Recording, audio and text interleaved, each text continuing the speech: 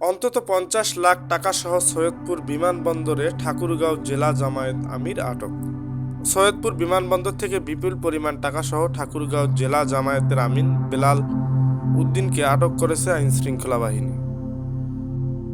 বিষয়টি নিশ্চিত করেছেন নীলফামারী পুলিশ সুপার। জব্দকৃত টাকা মেশিনে গোনা চলছে। জিজ্ঞাসাবাদে তিনি জানান, তার বাড়ি ঠাকুরগাঁও সদর এলাকায়।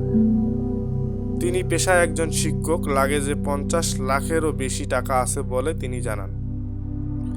টাকার উৎস জিজ্ঞেস করা হলে তিনি জানান, এগুলো তার ব্যবসার টাকা।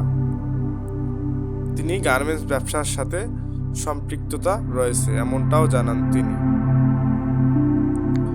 জব্দ টাকাও ঠাকুরগাঁও জামাত আমিরের ব্যবসায়িক অর্থ বলেছেন এনামুল মাহবুব জুবায়ের।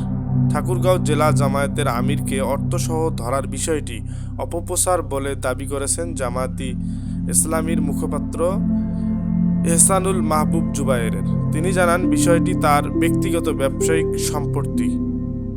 বুধবার 11 ফেব্রুয়ারি তিনি এমনটি যমুনা টিভি টেলিভিশনকে জানান।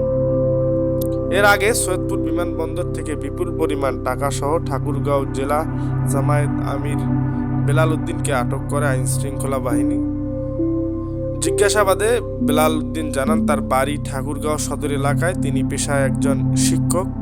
লাগেজে তার ব্যবসায়িক টাকা রয়েছে, যা 50 লাখেরও ঊর্ধ্বে।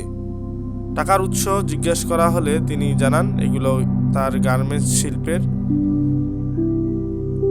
ব্যবসার সাথে তিনি সম্পৃক্ততা তার রয়েছে।